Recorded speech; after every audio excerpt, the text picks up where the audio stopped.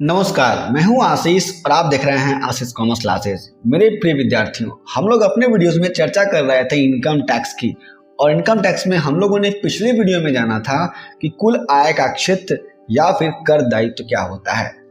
तो आज का वीडियो हमारे उसी वीडियो से जुड़ा हुआ है, रिलेटेड है उसी से। हमारे वीडियो का टॉपिक है भारत में प्राप्त हुई या प्राप्त हुई समझी गई आय, यानी income received and deemed to be received in India. इस वीडियो में हम लोग सबसे पहले जानते हैं कि भारत में प्राप्त हुई आय क्या होती है, यानी इनकम रिसीव्ड इन इंडिया।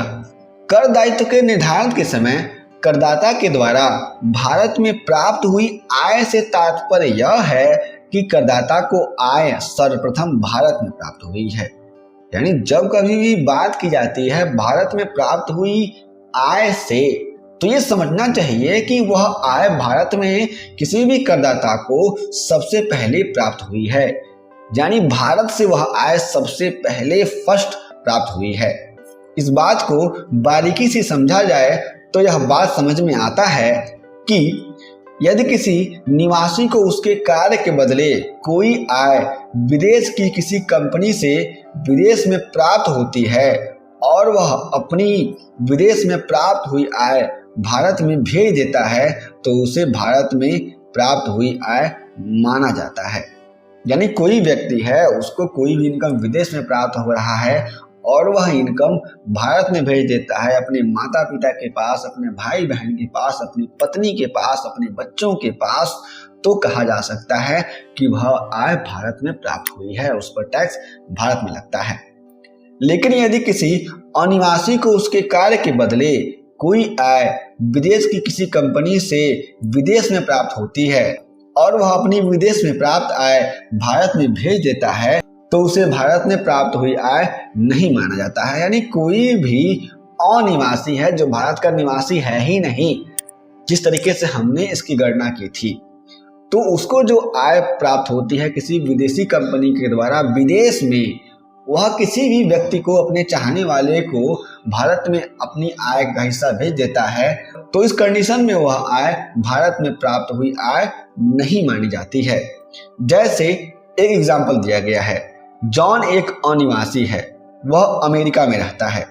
यदि वह अमेरिका में नौकरी से प्राप्त आय को भारत में उसके मित्र रमेश के पास भेजता है, तो वह आय भारत में कर योग्य नहीं होती है। तो इस बात को आपको समझना है कि भारत में प्राप्त हुई आय क्या होती है, यानी इनकम रिसीव्ड इन इंडिया। तो हम लोग बात करते हैं दूसरे टॉपिक की, यानी भारत में प्राप्त हुई समझी गई आय, income deemed to be received in India.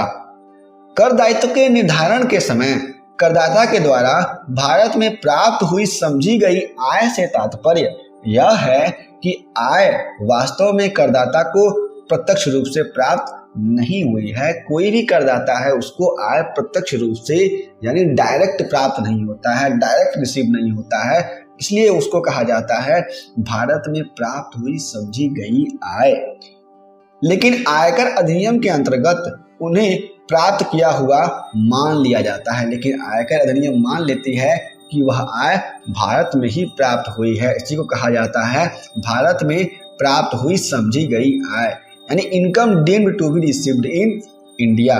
जैसे यहाँ पे एग्जाम्पल दिया गया है, किसी कर्मचारी को प्रमाणित भविष्य निधि खाते में नियोक्ता द्वारा किए गए अंशदान एवं फंड की राशि पर ब्याज की राशि से रिफंड की राशि में वार्षिक वृद्धि। तो यहाँ पर कोई भी कर्मचारी है, उसको उसके भविष्य निधि खाते में यानी प्रोविडेंट फंड अकाउंट में भी उसका एम्प्लॉयर है यानी उसका नियोक्ता है, उसके द्वारा अंशदान किया गया है और उस अंशदान पर उसको ब्याज प्राप्त होता है, तो उसको इसमें शामिल किया जाता है। हालांकि यह वार्षिक वृद्धि करदाता को गत वर्ष में प्राप्त नहीं होती, किंतु इसे करदाता द्वारा प्राप्त हुआ मान लिया जाता है और कुल आय में इसको सम्मिलित कर लिया जाता है। और जब कभी भी टोटल इनकम की गणना की जाती है, टोटल इनकम का कैलकुलेशन किया जाता है, तो इसको शामिल कर लिया जाता है जब हम लोग बात करते हैं भारत में प्राप्त हुई समझी गई आय की।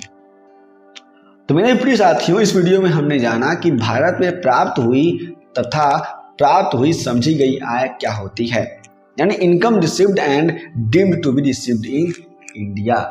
हम लोग अगले वीडियो में जानेंगे और समझेंगे भारत में उपार्जित अथवा उदय हुई तथा उपार्जित अथवा उदय हुई समझी गई आय।